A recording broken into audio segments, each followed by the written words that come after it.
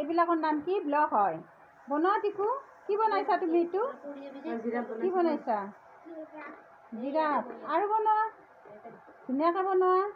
আহা তুমি, আহা খিচা, খিচা, খিচা,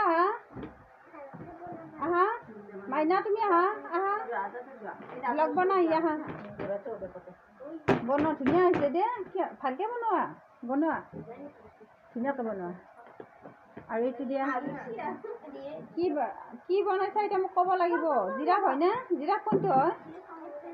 জিৰাফ, এইটো জিৰাফ হয়নে? সেইটো বনাই আছা? এতিয়া মূৰাটো দি দিয়া, লগাই দিয়া জিৰাফত দিয়া।